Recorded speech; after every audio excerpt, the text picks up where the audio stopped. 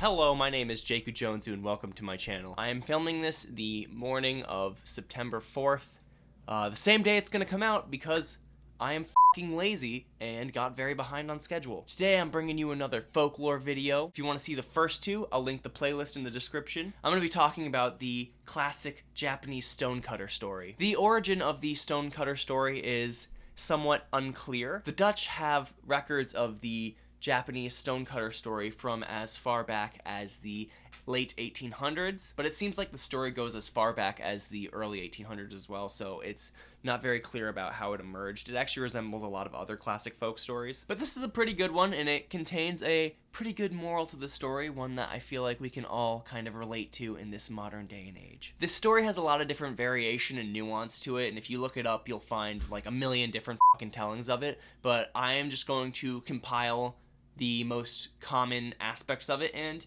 tell it to you like this. The story starts off with a poor stonecutter who is unhappy with his long hours and hard work and just not much pay, his unforgiving lifestyle. One day the stonecutter is walking to work at the quarry and he walks past the household of a wealthy merchant whose front door is open. Inside the front door, the stonecutter can see that the wealthy merchant has all this nice stuff and he's living a more lavish lifestyle. The stonecutter thinks, damn, I really wish I could be like that. I wish I could have these nice things without having to work my entire life and still be poor. So a mountain spirit hears this stonecutter's pleas, this stonecutter's wishes, and the stonecutter wakes up the next day and he is now a wealthy merchant with all of this nice stuff. The stonecutter soon finds out that with all this wealth and nice stuff doesn't come happiness. Because people hate merchants. Merchants have a lot of money and have nice lifestyles without having to do all the work that all of the peasants and poor people do. One day, the stonecutter, now as a wealthy merchant, sees a high-ranking official being carried around on a palanquin through town. This high-ranking official was rich, lived a lavish lifestyle, and nobody hated him. So this stonecutter, now merchant, then thinks, wow, it must be great to have all this power, to have all this wealth, to have all these people love you. I wish I could be like that. And the next day, the mountain spirit grants his wish. He is now a king. Why the fuck the mountain spirit granted all these wishes? So the stonecutter wakes up as a king, and he thinks, yeah, I finally have all this power, I have all this money, I have everyone's love, I can be happy. But what the stonecutter didn't know is that life is pain and you'll never be happy. Next, this stonecutter king realized that even with all of this adoration, all this wealth, all this material, and all this power, he would never be as strong as the sun, which will eventually kill and burn everything. So the stonecutter says, oh, to be as powerful as the sun. I wish I was as powerful as the sun. And as the rest of the story goes, the mountain spirit granted his wishes, and the next day, he wakes up as the sun. Why the mountain spirit grants this guy's wishes so much?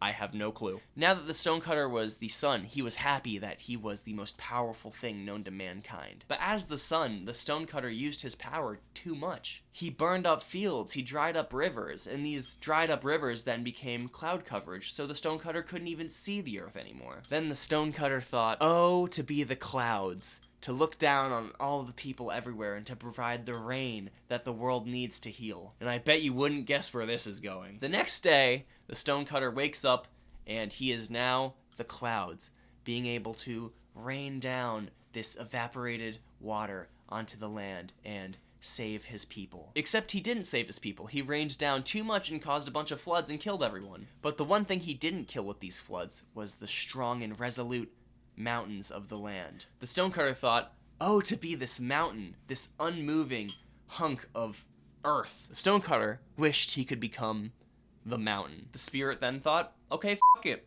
let's make him a mountain. So the next day, the stonecutter wakes up, and he's now a mountain. The stonecutter was actually pretty satisfied with this. He thought, I am the most unmoving, unwavering, powerful thing in existence now. He looked down and he saw this tiny little stonecutter chipping away at his body, chipping away at the mountainside. And like some giant fucked up game of rock, paper, scissors, the stonecutter thought the only thing that is more powerful than the most powerful thing he could think of was who he was at the beginning. So the stonecutter wishes that he could just be a stonecutter again.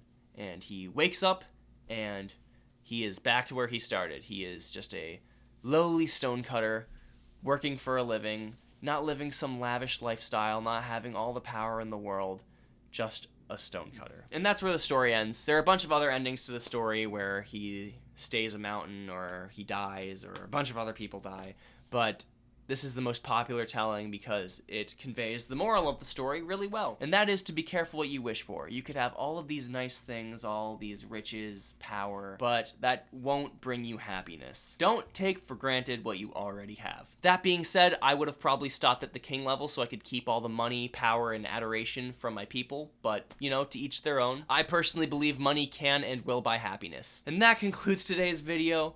What did you think of the story? Let me know in the comments below. And you know how the rest goes. Tatake that like and subscribe button. You know a homie will always appreciate that. And stay tuned for the next video. Gokigenyo.